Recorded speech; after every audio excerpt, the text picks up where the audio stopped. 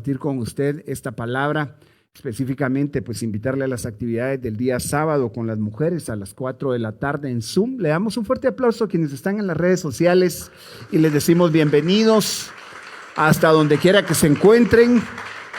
Les invitamos a las mujeres a conectarse los sábados a través de Zoom. La juventud tiene el servicio a las 6 de la tarde también. Y esta noche, tal y como el Señor nos lo ha regalado, pues estamos cumpliendo con el servicio del día miércoles y los domingos a las 8 y 10 de la mañana. Este es el año que el Señor ha marcado para nuestra iglesia como el año de su justicia por la fe. Entonces, en esa palabra vamos a compartir hoy y la serie que el Señor nos dio de permaneciendo en su justicia.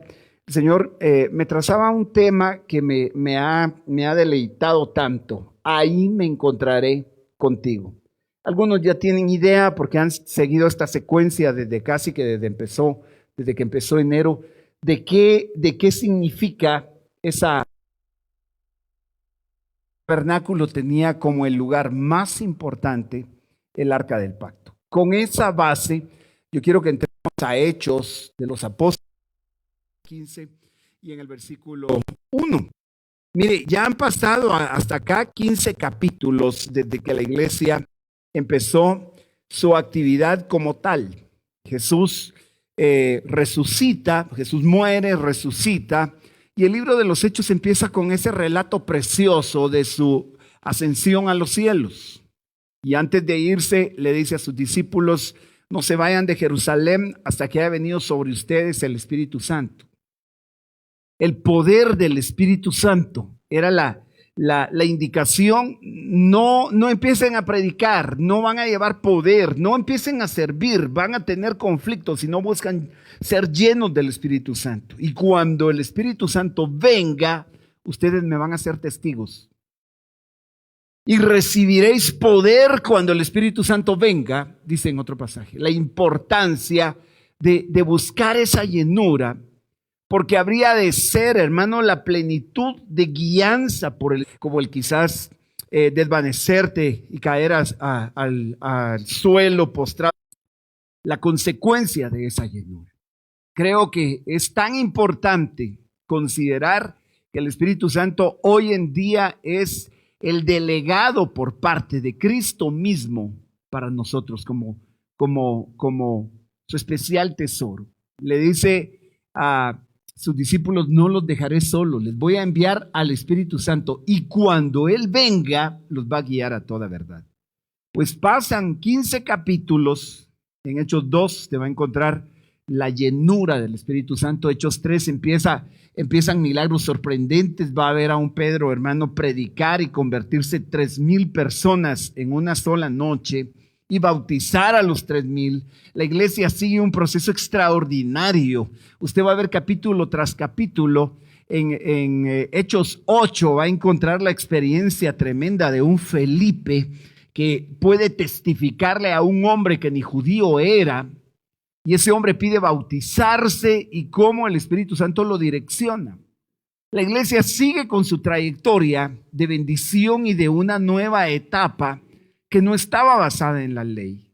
Pero al llegar a Hechos 15, mire, ya han pasado tantas cosas que aquí dice que algunos que llegaron de Judea enseñaban a los hermanos, si no se circuncidan conforme al rito de Moisés, no pueden ser salvos.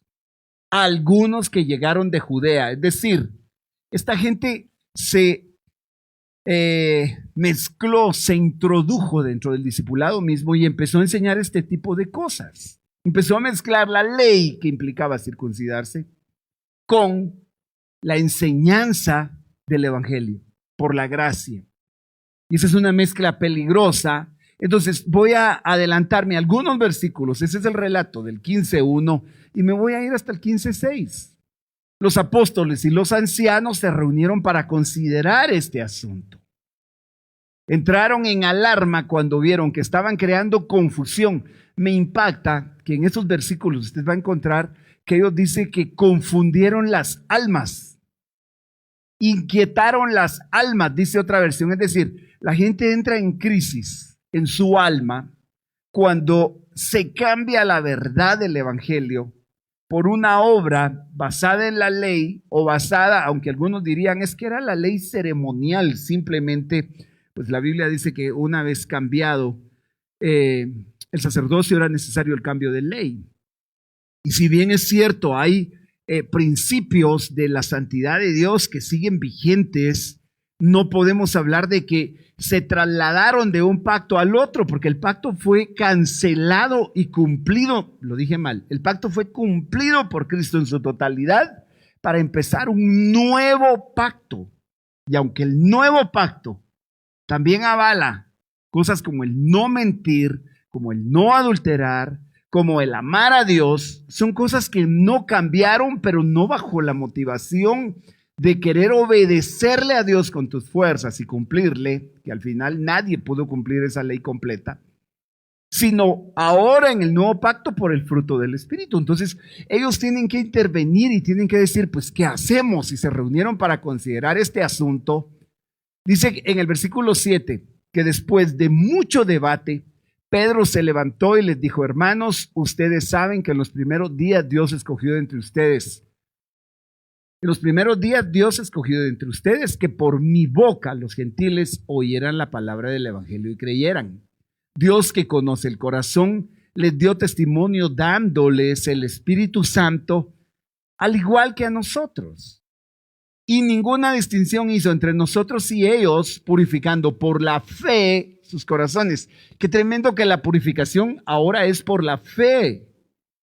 En la ley era por la obediencia absoluta por la que tú podrías decir que estabas purificado.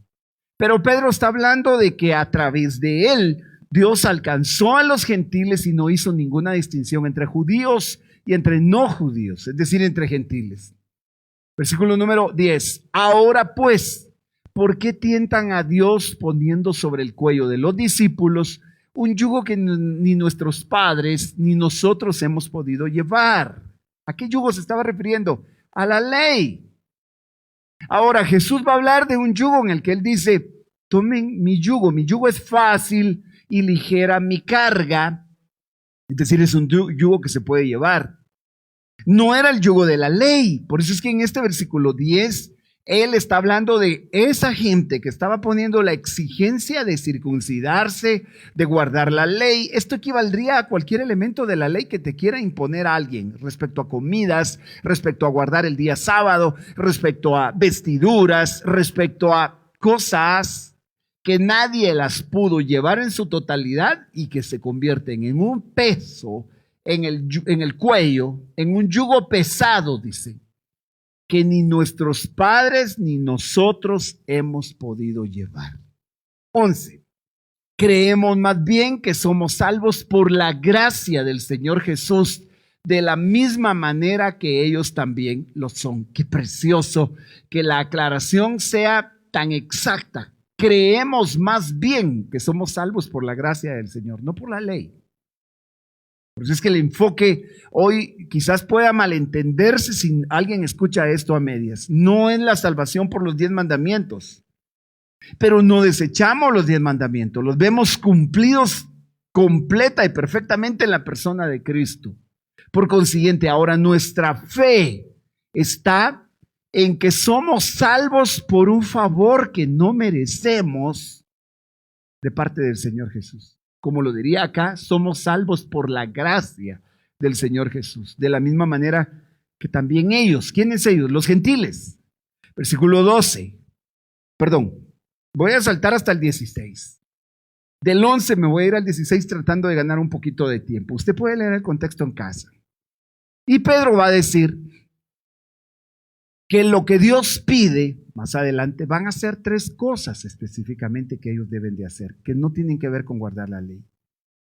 Pero que en ese tiempo, en el versículo 16, después de esto volveré, reconstruiré el tabernáculo de David que está caído, reconstruiré sus ruinas y lo volveré a levantar. Como quien dice, Dios sí está diciendo que va a restaurar no el tabernáculo de Moisés, sino el tabernáculo de David. ¿Y cuál era la diferencia? Si David creció, reinó bajo la ley. Pero la experiencia es que antes de que David llegara al trono, el pueblo de Israel se apartó de Dios y como consecuencia de haber desobedecido, sus enemigos destruyeron, hermano, el tabernáculo. Hasta el punto que se robaron el arca, y el arca era el elemento más importante que podía haber dentro de lo que Dios había entregado. De todas las naciones de la tierra, Dios puso su enfoque en Israel. Pero de todo Israel, Dios puso su enfoque en Jerusalén. Y de todo lo que había en Jerusalén, Dios se enfocó en el tabernáculo. Y de todo lo que había en el tabernáculo, que ahí estaba el candelabro, estaba la mesa de los panes, estaba el altar del sacrificio, el altar del incienso. El tabernáculo tenía todos los elementos, el lugar del atrio, el lugar santo, el lugar santísimo, pero el lugar en el que Dios se enfocó como más importante fue el arca. Y de toda el arca, el punto más importante al que Dios llegó fue el propiciatorio, donde se depositaba la sangre. Entonces, ¿por qué damos la vuelta o por qué rodeamos esto? Para poder entender que Dios, a través de Pedro, está diciendo que no era el guardar la ley, el circuncidarse, que era por la fe en Cristo y su gracia, pero que esto involucraba el restaurar el tabernáculo de David que está caído. ¿Por qué estaba caído en ese momento? En ese momento de Hechos 15 dice que está caído, pero Dios dice: reconstruiré sus ruinas y lo volveré a levantar.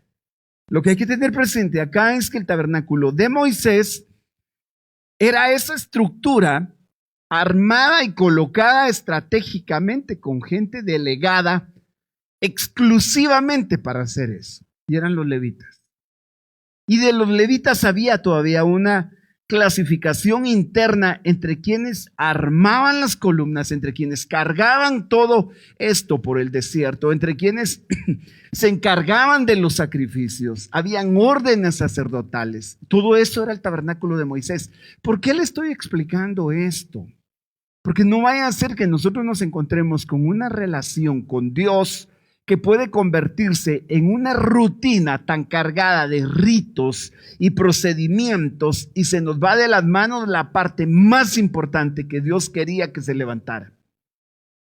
Porque cuando se roban todo lo del tabernáculo, los enemigos de Israel, y destruyen sus ciudades, se roban el arca. Y pasan los años, Israel pues no tenía dónde hacer el proceso como la ley lo decía. ¿Sabe usted que al arca entraba el sacerdote una vez al año y depositaba la sangre del cordero en el propiciatorio? Y eso anunciaba que Israel iba a estar cubierto por la bendición durante todo un año, hasta que en el siguiente ejercicio sacerdotal del siguiente año se volviera a entrar y se volviera a colocar la sangre y garantizara otro año y otro año. El arca era tan importante que cuando ellos salían a sus batallas, lo inmediato que hacían, según la orden que Dios les diera, era poner el arca al frente. El día que atraviesan, hermano, el río Jordán, el arca es cargada por los sacerdotes, y en el momento que los sacerdotes ponen el pie en el agua se detiene completamente en el río. Mire el efecto y el poder del arca. Era tan extraordinario que se movía todo el tabernáculo, pero después de que se roban todo esto sus enemigos, resulta que David aparece buscando cómo recuperar el arca. Los filisteos tienen robada el arca. Los filisteos no les fue bien con haberse robado el arca. Mientras ellos tuvieron el arca en sus manos, les vinieron todo tipo de desgracias, se llenaron de tumores, se llenaron, hermano, principalmente de hemorroides. Dentro de las cosas más horribles que les pasó a los filisteos, al punto que deciden: no, la tenemos que devolver porque nos está yendo mal. Estoy tratando de pasar un poquito rápido esto para llegar al punto que hoy nos ocupa. Deciden devolver el arca, la colocan sobre una carreta jalada por bueyes. Y el arca no había sido diseñada para ser llevada con esos métodos humanos. Como ahora queremos llevar la presencia de Dios con métodos humanos o traer la presencia de Dios en una carreta de bueyes con métodos del mundo, como que si el mundo nos fuera a dar la estrategia de cómo buscar la presencia de Dios. Nos podemos cargar de un montón de estrategias humanas, pero no son las que Dios determinó. Voy a omitir algunos detalles acá, porque voy a seguir con esta serie, porque aquí hay varios secretos. Hoy yo quisiera ver el secreto de David, por qué Dios escoge el tabernáculo de David para reconstruirlo y no el tabernáculo de Moisés. El tabernáculo de David al final resultó ser que cuando David recupera el arca, omito muchos procesos ahí que después los vamos a estudiar, y David trae el arca a Jerusalén.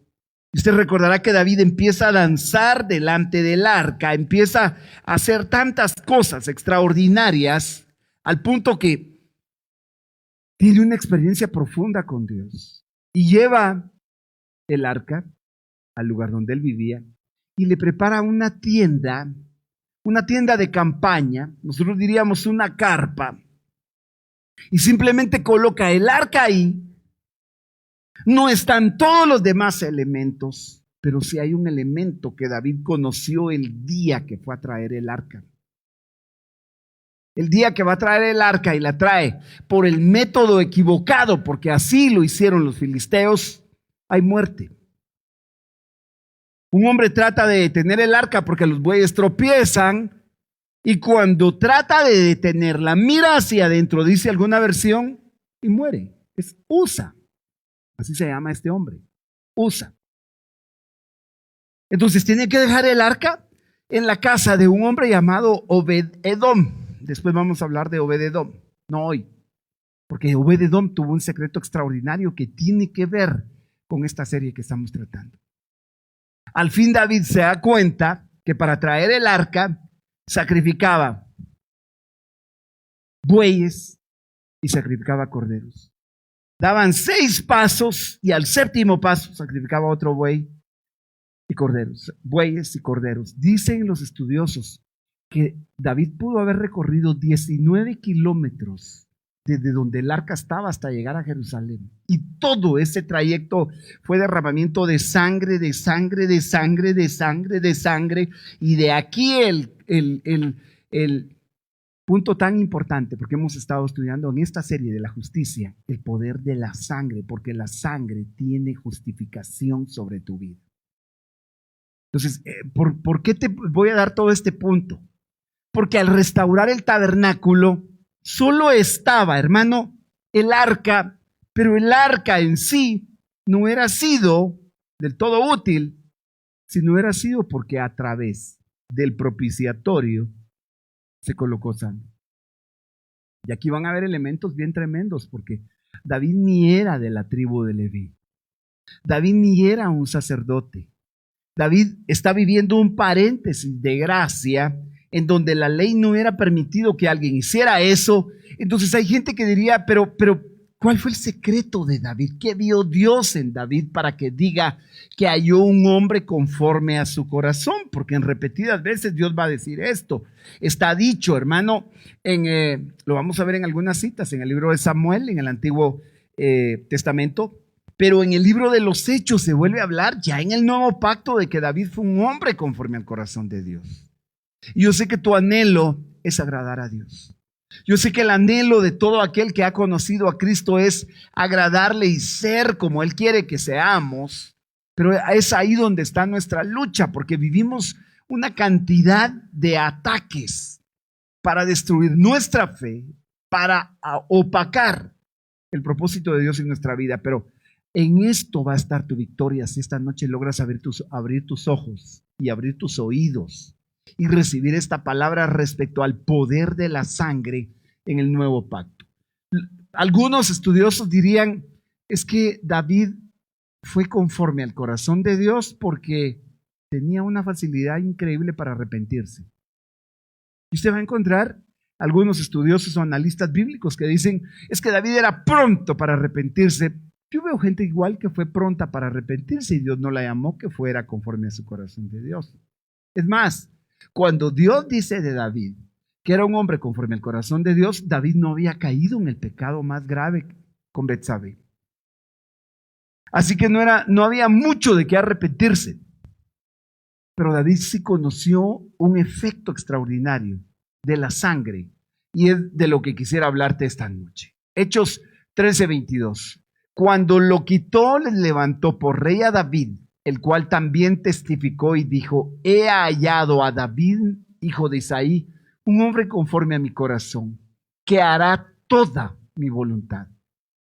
Qué tremendo que no está diciendo que guardará toda la ley, sino como que si David encontró, hermano, la forma de agradar a Dios de tal manera que Dios mismo da testimonio de él diciendo que es conforme a su corazón.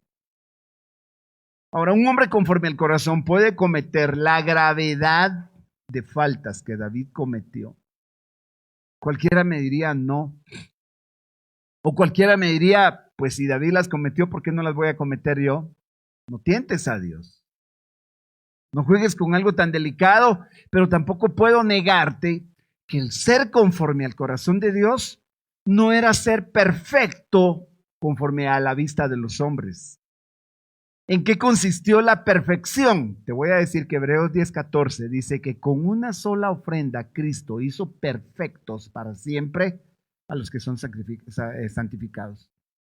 Y esa ofrenda tiene que ver con que sin derramamiento de sangre no hay limpieza de pecados, y mientras no haya limpieza no puede haber perfección. Entonces, la sangre de Cristo trajo una limpieza absoluta al punto que la justicia total de alguien perfecto como Cristo nos fue otorgada en ese momento que creímos en Él, o nos es otorgada, para que de ahí en adelante tú puedas partir de que Dios diga: he hallado a un hombre conforme a mi corazón, no por tu justicia, porque nadie podría ser conforme al corazón de Dios si no es como Cristo.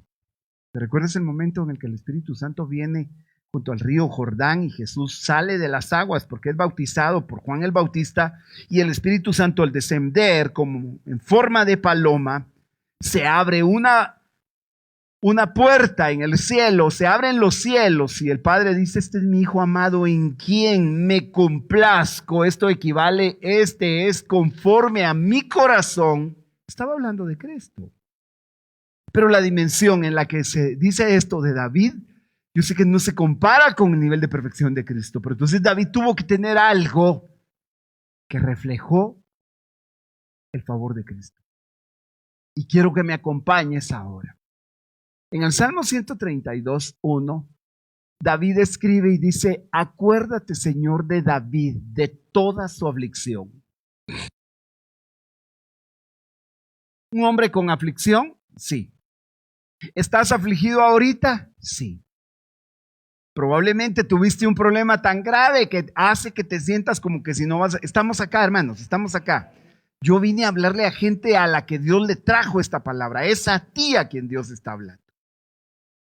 David es un hombre con aflicciones. Acuérdate de David, de toda su aflicción, de cómo juró al Señor y prometió al poderoso de Jacob: ciertamente no entraré en mi casa, ni en mi lecho me acostaré.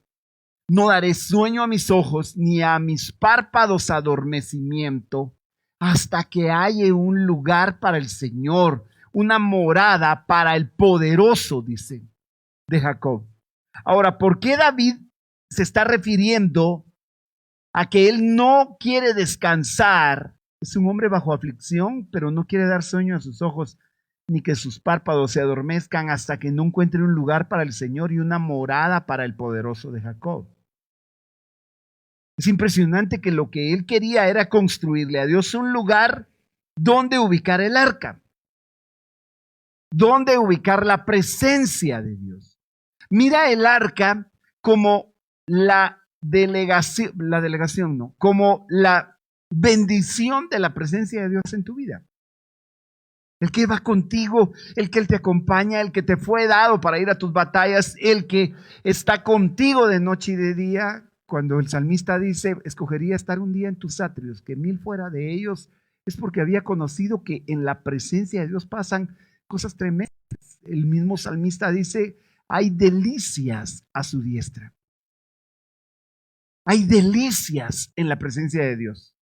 Tal vez eso la gente no lo puede entender porque dice, va al culto, simplemente va a la iglesia. Y podrías tú venir y perderte la ocasión de entender por la fe que su presencia está en este lugar. Que su presencia va contigo, que Él te dijo, mi presencia irá donde quiera que tú vayas.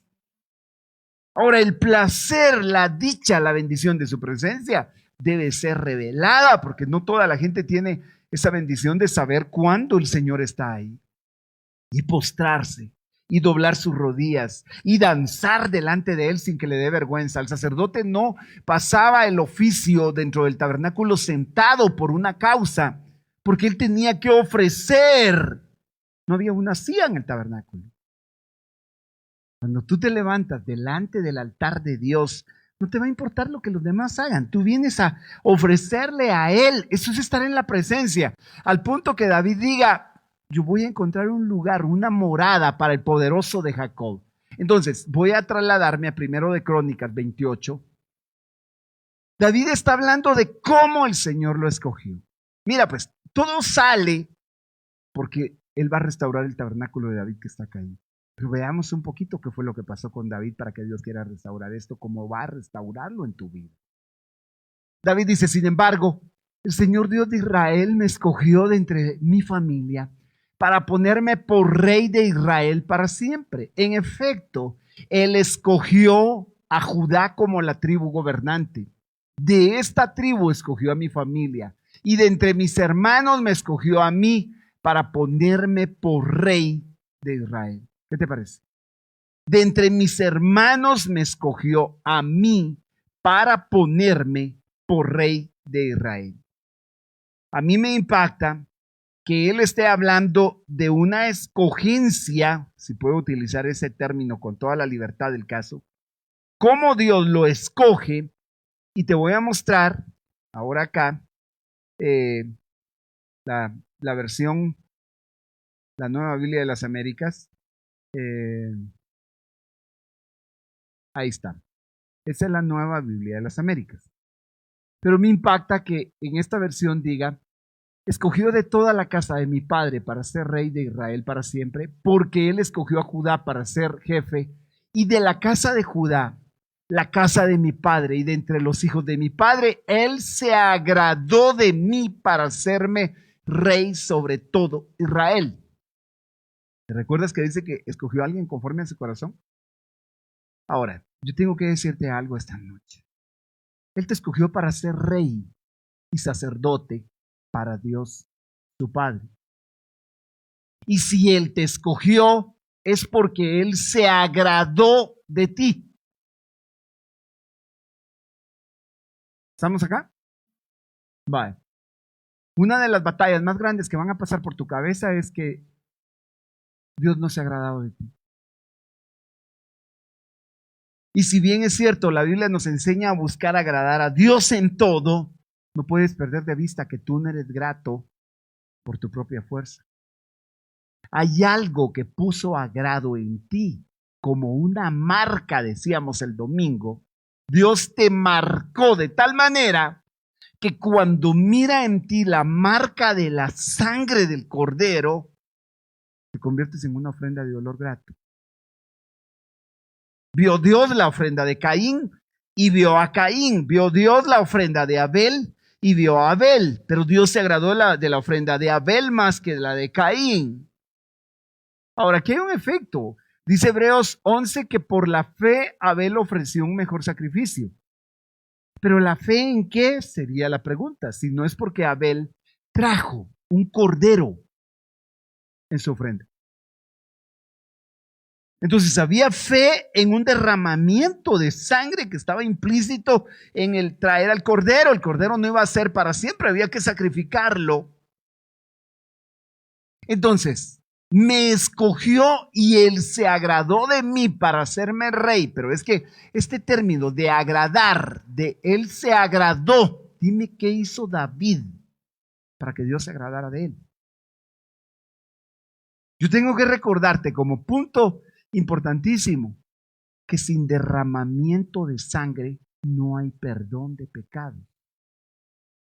Es solo la sangre lo que ha dado una marca de agrado, porque la sangre limpia, la sangre purifica, la sangre habla, como lo hemos venido enseñando. Ese pasaje de Hebreos que dice que la sangre de Cristo habla mejor que la de Abel. Pero quiero que veas esa palabra, Él se agradó, porque probablemente esta noche, ¿estamos acá? Tu mayor lucha es que sientes que no agradas a Dios. Y lo más inmediato es que mires un pecado, una falta cometida para sentir que Dios apartó su mirada de ti, porque así nos lo han enseñado religiosamente, porque así lo marcaba el antiguo pacto. ¿Es acaso esto un permiso que te da ganas de ir a pecar y decir, me vale, porque de todas maneras, si Él me perdonó, pues yo vivo como quiero? No, te vas a encontrar que cuando la sangre te limpia, lo inmediato es que tú quieres permanecer limpio y tienes una batalla contra el pecado mismo.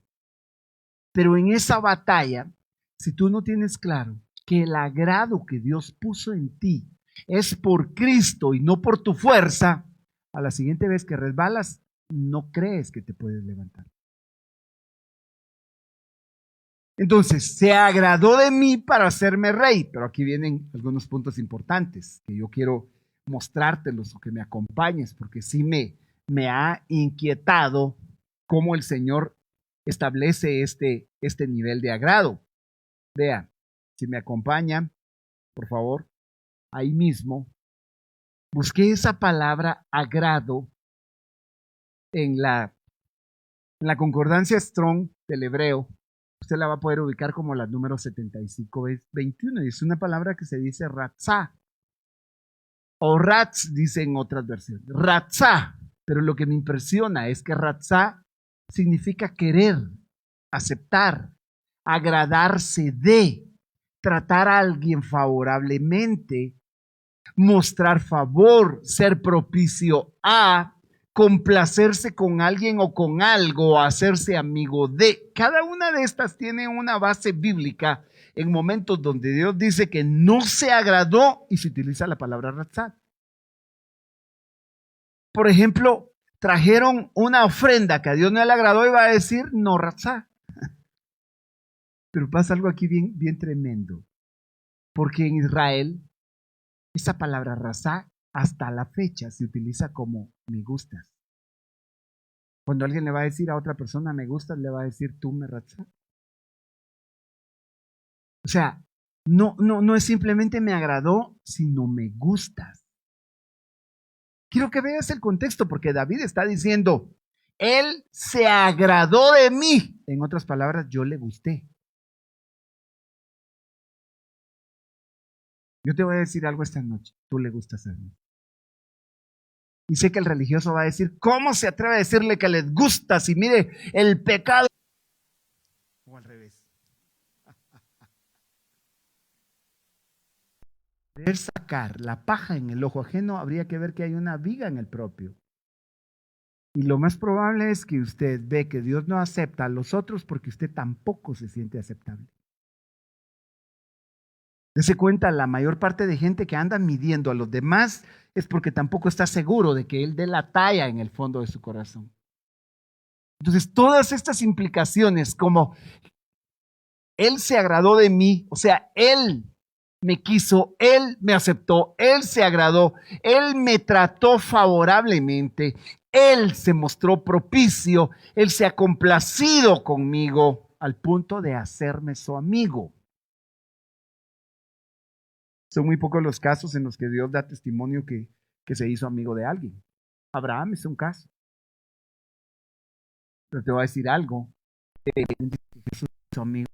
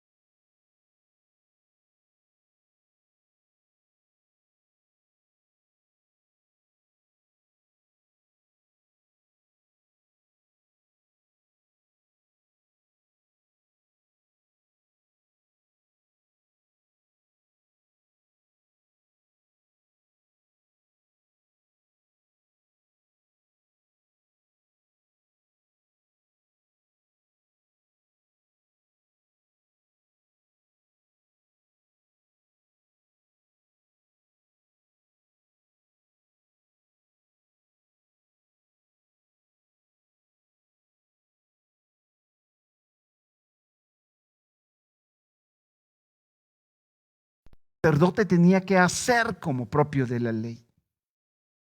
Y solo se quedaron elementos como el arca y la sangre. Porque con una sola ofrenda, que sería la de Cristo, podríamos entender esto de una vez y para siempre. En 1 Samuel 4:4 dice que precisamente cuando se está recuperando el arca, enviaron un destacamento a Silo para sacar de ella el arca donde estaba. Algunas versiones dicen Silo, esta dice Silo. Para sacar de ella el arca del pacto del Señor Todopoderoso. Pero lo que quiero remarcar en esta cita es que reina entre los querubines. Es decir, el arca tenía, se lo voy a mostrar en breve en una diapositiva, el propiciatorio, que es esa especie de tapa, en hebreo se dice caporet, es una tapadera, pero sobre ella están los querubines. Y lo que me impacta es que diga que él reina entre los querubines. Los hijos de Eli, Ofni y Fines estaban a cargo del arca del pacto. Lo que quiero resaltar de aquí es que diga que él reina de entre los querubines. En Éxodo 25:22 se enseñaba que Dios había dicho: allí me encontraré contigo desde encima del propiciatorio, de en medio de los querubines que están sobre el arca del testimonio. Hablaré contigo de todo lo que mande a los hijos de Israel. Pero es impactante que el lugar del encuentro, y por eso le puse al tema de esta noche, ahí me encontraré contigo. Dios quiere encontrarse contigo en el lugar donde la sangre es depositada. No es en el lugar de tu perfección. Esta es una noche de fe, como para decir: mi alma está agitada, estoy preocupado, estoy triste, estoy enfermo o estoy como estés. Pero Dios quiere encontrarse desde ahí, encima del propiciatorio. El lugar donde se presenta tu necesidad más profunda, pero el lugar donde la sangre de Cristo es derramada. Y tengo que seguir al 10. Aquí hay algunos elementos que los quiero tomar para entender un poquito. Esta es una noche para estudiar la palabra. En Éxodo 25:10, harás un arca de madera de acacia. Esta era la orden que el Señor le había dado a Moisés. Harás el arca de madera de acacia, será de 2,5 codos de largo y 1,5 codo de ancho y 1,5 codo de alto. Hay muchos detalles aquí extraordinarios. Pero el arca era un lugar como morada. Y aunque muchos años después Dios diría que Él no habita en templos hechos por manos humanas, lo va a decir en el libro de los Hechos. Él no habita en templos hechos por manos humanas. ¿Por qué escogió entonces el arca? Para decir que de en medio de los querubines que le puso, Él iba a hablar. Esa arca es una sombra, es una figura de Cristo mismo. Y cuando se está hablando de hacer un arca de madera de acacia, en Israel se consideraba la madera de acacia como una madera hasta cierto punto incorruptible. Y esto habla de la naturaleza incorruptible de Cristo. No era cualquier madera. La madera de acacia, dicen los estudiosos, que difícilmente le entraría la polía. La madera de acacia era escogida por Dios para ser el elemento más importante y sagrado del tabernáculo, como el arca misma. Pero también la madera habla de la naturaleza humana, de la parte humana. Siempre que se habla de árboles en la Biblia, se está hablando o haciendo referencia a los hombres. En Isaías 55:12 dice: con alegría saldréis, en paz y en paz os iréis, los montes y las colinas prorrumpirán en cánticos delante de vosotros, y todos los árboles del campo aplaudirán. ¿Por qué tomé esta cita? Sino para ilustrar de alguna manera que los árboles representan al hombre. Y voy a tener otros pasajes acá, como por ejemplo en Marcos 8:24, aquel ciego al que Jesús va a sanar, y cuando él está recuperando la vista, dice: veo a los hombres, pero los veo como árboles que andan. Siempre que veas el contexto del hombre, en la Biblia lo vas a encontrar comparado muchas veces con los árboles. Jesús tiene una faceta enseñada por la palabra como humana, como madera. Pero hay una faceta divina que ya no se queda simplemente con la madera. ¿Estamos acá? ¿Estamos acá? ¿Cuántos dan gloria a Dios? Va, mire pues. ¿Por qué esto va a ser muy ilustrativo? Tengo un pasaje en Cantares 5:15. Está hablando la amada respecto al amado. Este es el cántico de la tsunamita hacia Salomón. Es la figura de la iglesia con Cristo. Pero la amada dice sus piernas respecto a él, sus piernas son como columnas de mármol, cimentadas sobre bases de oro. Sobre bases de oro.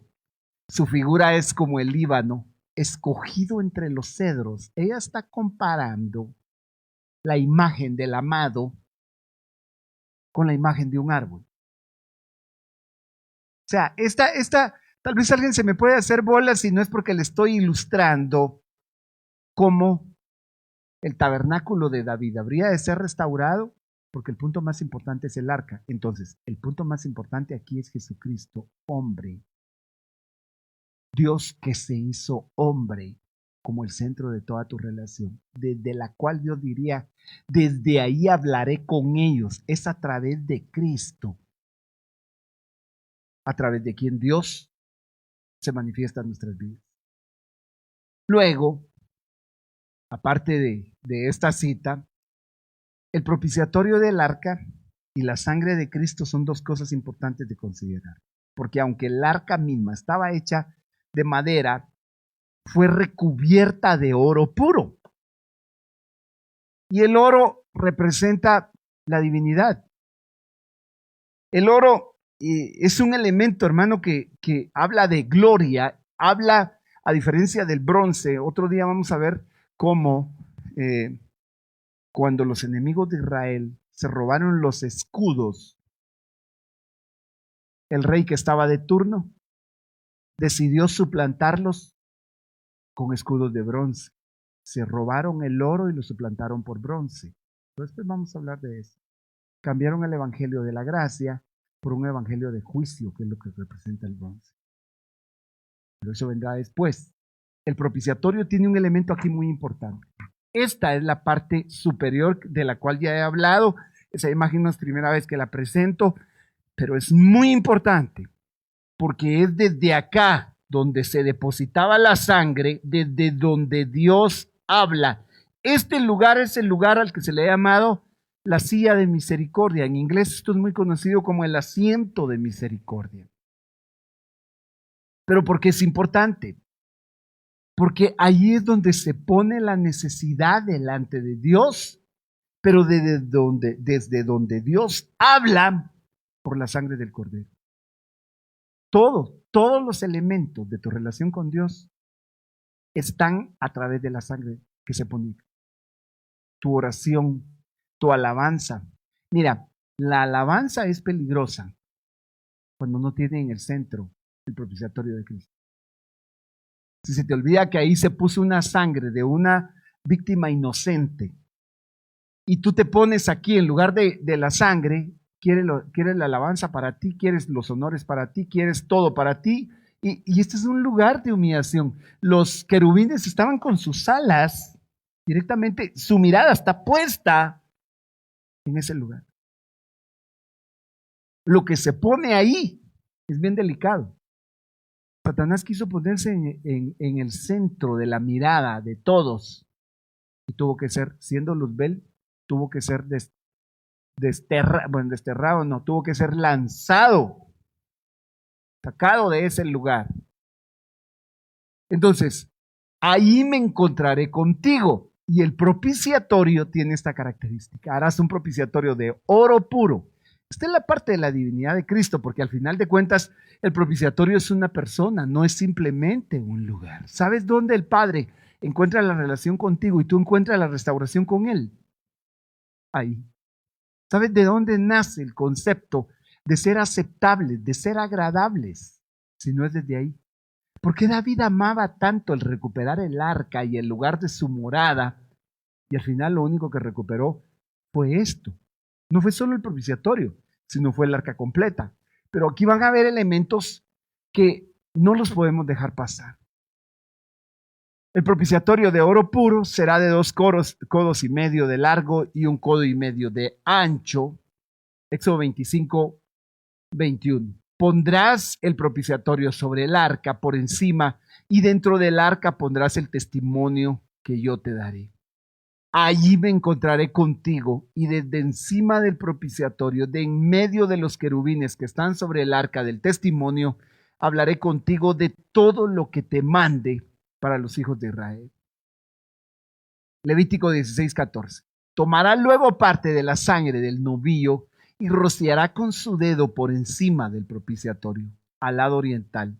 Luego rociará con su dedo parte de esa sangre 7 veces delante del propiciatorio. Entonces, si son figuras, si son elementos que te pueden parecer tal vez de alguna forma aburridos porque no les has encontrado una aplicación en tu vida, a lo que quiero llegar, y es el punto importante, y esperaría no hacerte bolas, es que el Padre tiene un punto de encuentro contigo y que no se te quite de la cabeza ni de tus 2 ojos, que se te meta entre ceja y ceja, el que Dios está buscando encontrarte contigo, a pesar de los errores que tú hayas cometido. Entonces tengo acá en Juan 2:2, terminando, ¿me ayudas, hermano? Él mismo es la propiciación por nuestros pecados. Y no solo por los nuestros, sino también por los del mundo entero. Pero lo que a mí me impactó es que primera de Juan 2:2 está escrito o escrita esta carta en el griego. Y la palabra, algunas versiones van a traducir propiciación, pero otros traductores van a poner, Él es el propiciatorio por nuestros pecados. No la propiciación, no, la propiciación es lo que se ofrecía ahí. Pero el propiciatorio es el lugar donde se ofrecía. Ese es su cuerpo. Él es literalmente el arca, hecha de madera como de árboles que representan la parte humana, pero recubierto de oro que representa a Dios mismo encarnado en un cuerpo de hombre. La parte de la divinidad.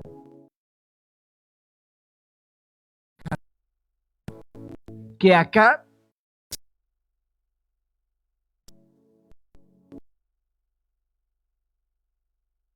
las cosas inconclusas por cumplirse por parte del hombre. El día que Dios le da el maná al pueblo, ellos se quejan y dicen hasta con palabras despreciables que ya se hartaron del maná. Sin embargo, 40 años que comieron del maná, no se enfermaron en el desierto. Pero qué tremendo que el maná representa la rebeldía del corazón del hombre. Por supuesto, el maná representa a Cristo mismo, pero está guardado en el arca como testimonio de lo que el hombre no pudo apreciar ni alcanzar. La vara de Aarón, ¿por qué fue necesario poner una vara? Sino porque ellos se rebelaron contra Aarón. ¿Y quién es Aarón para que nos mande? ¿Y desde cuándo Aarón? Mire, el típico problema de rebeldía en el corazón del hombre. Tenemos una lucha contra la autoridad que Dios delega muchas veces. Y ese día Dios les dijo, ok, si ustedes no creen que yo escogí a Aarón, pues les voy a mostrar. Coloquen las varas y vamos a ver cuál reverdece y florece. Y la que reverdeció como prueba de la delegación de autoridad fue la de Aarón. Pero se guardó como testimonio del día que ellos se rebelaron contra la autoridad. Y las tablas, pues las tablas solo representan la incapacidad del hombre de toda la ley que no pudo ser cumplida ni guardada. Pero tal y como lo enseñamos, todo eso se quedó abajo sobre esos elementos está el propiciatorio. Por eso es que podemos decir que la gracia es más alta que la ley. Por eso es que podemos decir que cuando alguien cae de la gracia es porque resulta querer justificarse por sus propios medios. Y este es un buen ejemplo para decir lo que es caer del favor no merecido, en el cual Dios dice: aquí hay agrado en ti, aquí me gustaste, aquí encontraste mi favor, aquí en la sangre del Cordero está lo que hoy necesitas, ahí está tu provisión. Quita todo lo demás de en medio, solo coloca aquello que te hizo acepto delante del Padre. No son tus méritos. Aunque hayas fallado y sientas que eres el más indigno y vil pecador y dices: es que no, vas a tener que redireccionar tus ojos a algo que no mereces, y eso se llama gracia, para poder levantarte. Ponte de pie esta noche. Si estás en casa, en cualquier lugar donde estés, si no le has entregado tu corazón a Cristo porque sientes que no eres digno, porque sientes que quizás no lo necesitas, déjame decirte que no hay otro medio para ser agradable ante el Padre. No hay otro medio para poder encontrar el favor de Dios. Aunque hicieras todos los bienes y favores y buenas obras de este mundo, nada puede limpiar nuestro pecado, sino solo la sangre de un cordero sin mancha y sin contaminación. Ahí me encontraré contigo, es la palabra que Dios quiere dejar en tu corazón esta noche. Que no se te olvide, y permíteme mostrártelo y dejártelo, porque Dios quiere encontrarse contigo en el sacrificio de Cristo, que es la sangre que se depositaba y desde el lugar donde Dios hablaría. Dios quiere hablar con muchos de los que estamos acá. Dios quiere hablar contigo que estás en casa. ¿Quieres entregarle tu corazón al Señor Jesucristo? Cierra tus ojos, hermano, clama al Señor y dile: yo quiero encontrarme contigo. Yo quiero que me hables desde ese lugar por tu sangre. Si estás dispuesto a darle tu vida a Cristo y saber que Él murió y resucitó por amor a ti, permíteme acompañarte en esta oración. ¿Quieres decirle: Señor Jesús, perdona mis pecados? Hoy te recibo como mi Señor y mi Salvador. Creo que tu sangre me limpia de todo pecado. Perdóname y lávame en tu sangre. Sálvame, Jesús. Padre, yo clamo porque esta noche la revelación de tu agrado en nosotros sea traída a cada corazón. Por aquellos que se han sentido lastimados, golpeados, señalados, humillados, avergonzados por su propio pecado, por sus propias faltas o por el señalamiento de los demás. Que esta noche se revele tu justicia, que se reparen las fuerzas del que ha estado cansado, que abras el entendimiento espiritual para saber que solo somos gratos por la sangre del Cordero, y que la sangre cubra toda falta, limpie toda falta esta noche. Si sientes que Dios no te va a perdonar por eso, en lo que has fallado, déjame decirte que no hay pecado que la sangre de Cristo no pueda limpiar. Te vas a levantar, dice el Señor, vas a empezar de nuevo, vas a dejar que la sanidad corra en ti. Te lastimaron, te golpearon, te dijeron palabras que tal vez te han herido muy duro, pero el Señor dice: mi sangre es suficiente para limpiarte de lo que te ha manchado. No ha manchado solo tu pecado, sino has sido lastimado y te han manchado con ofensa, con culpa, con incomprensión. No sé, pero Dios esta noche está poniendo su sangre sobre tu vida. Créele a Dios, porque hay un proceso precioso que vivifica esta noche. Levanta tus manos, iglesia, y dile: Señor, yo recibo limpieza por tu sangre. Me dispongo a recibirlo. Quiero recibir esa sangre sobre mis manos, sobre mis obras, sobre mis pies, sobre mis caminos y mis pasos. Pon de tu sangre sobre mi oído, Señor. Purifica lo que he oído y no es lo tuyo. En el nombre de Jesús. Restaura tu tabernáculo en mí. Restaura, Señor, ese tabernáculo de David basado en tu gracia, en tu favor, en tu misericordia. Y así como David, queremos que se construya un lugar de tu habitación en nuestro corazón. Hoy nos revelas que nos has hecho gratos por la sangre y hemos hallado favor por la sangre. Gracias, Padre, en el nombre poderoso de Jesús. Despedimos a quienes están a través de las redes. Dios los bendiga. Levanta tus manos, iglesia. Padre,